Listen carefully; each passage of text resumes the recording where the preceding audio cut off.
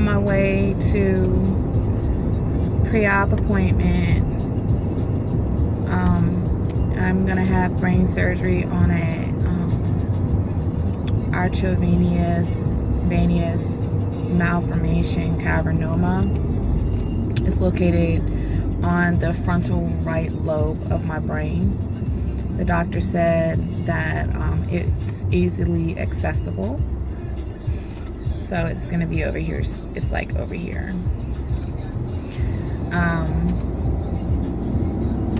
I didn't think that I was gonna make any kind of videos about this, but I guess it's to show where my mind is at right now. I mean, I've had all kinds of surgeries before, you know, uterine surgeries, and then I had a hip surgery done back in 2012.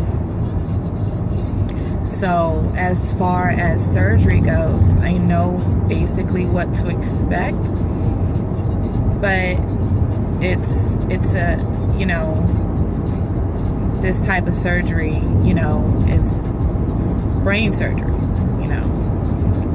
And I've been out of work because I've had strokes and migraines, and I'm not even supposed to be driving right now, but I gotta do what I gotta do. I was getting really sick to my stomach when, you know, I first went to go see the neurosurgeon, and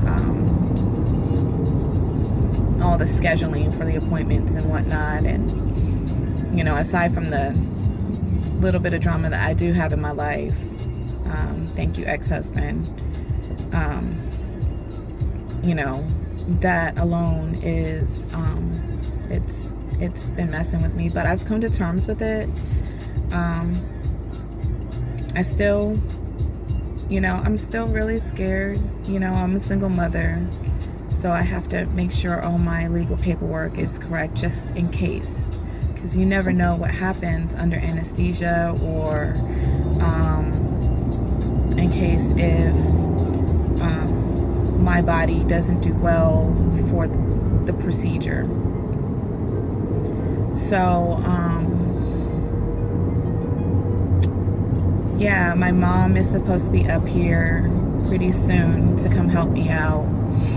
And aside from that, I have some family support, some key factors, key family members that have been helping me out. And but you know, I can't help to feel lonely. You know, I really can't. You know, I don't have that special someone to be there for me. And you know, me cry on their chest at night because I have anxiety about this whole thing. It's not like I'm going in to get my teeth cleaned, or you know, I mean, even hip surgery was scary, but I knew I wouldn't be in so much pain with that. And so that's the upside to this. My pain tolerance has been a little bit deviated from what I normally can take because of the constant migraines. I wake up with a migraine. The medicine that they've given me, I've gained like 25 pounds from April to now, and it's September. And from the medicine and from not being able to be active like I normally am. So once I get this done, then you know, that's the least of my concerns right there. But I should be okay. You know, I'm 33 years old, and taking this out will prevent future strokes. So, and it would solve my migraines, because what it is, it's not embedded inside my brain. Your brain does not have nerves. There are no nerves inside the brain. The nerves are located on the lining for the brain, that little cushion that we have. And so what's happening is this little mass, well, not little mass, it's about that big, but it's pushing on the nerves, causing me to have migraines. Now, I saw my neurologist first, and she said, oh, well, your migraines are coming from the base of your neck, where, you know, I'm just gonna say it like this, you know, I am a year, as soon as I can get back into school, I'll be a year out from becoming a doctor myself. I'll have my PhD. So when I looked up, you know, I take a look at my discharge paperwork from when I had the stroke and looked at the, what they found. And so I did some research on my own, which is valid research from scholarly sources, not Google, not, you know, you can Google stuff and you can find your scholarly resources, but I have my own access to my own stuff. So, you can't sit here and tell me that I'm having migraines and I'm having pain and I'm having a stroke from where migraines normally are, you know, emanate from, which is the base of your neck back here. And so I was having a lot of pain back there, you know, of course, you know, and I still have pain back there too, like, you know, on my neck. It hurts for me to turn this way. You can't tell me that I have blurred vision in my right eye for no reason. Okay, I'm not stupid. I know my body, and I'm not gonna let you or anyone else tell me how I'm feeling, you know. And that's one thing that, you know, people have to do. You have to take charge of your health care. You know, you need to, if you don't like what one doctor says, get a second opinion, you know. So putting that aside, I did my research.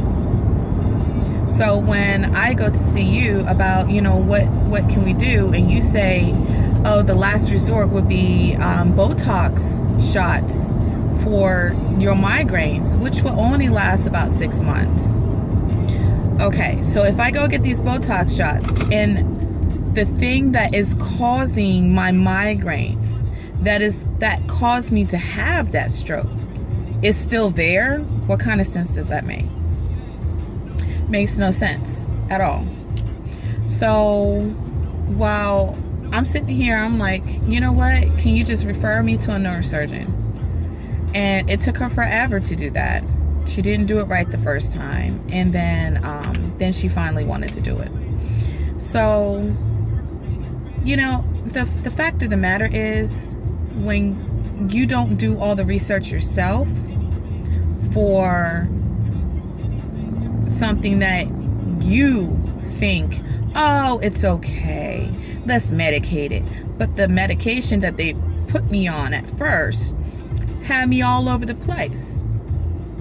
You know, steroids. Like, why would you put me on steroids and non-seizure? Oh, because the mass also causes seizures?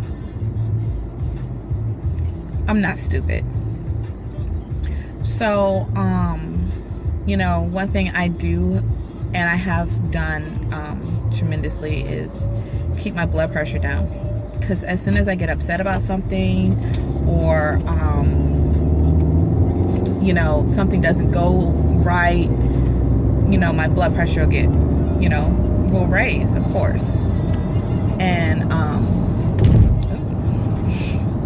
so, you know, I've been able to, you know, keep it calm and do all that, you know, figure, you know, I meditate and stuff. But my surgery is planned for September 20th, which is a Tuesday, and the neurosurgeon told me that I'll be in the hospital for 4 to 5 days, and then recovery from there is 2 to 3 weeks. Now, once, you know, I should be up and walking and doing all that like on day 2. I should be good. And you know, just there for observation. But this is video 1, and I guess I'll record some more.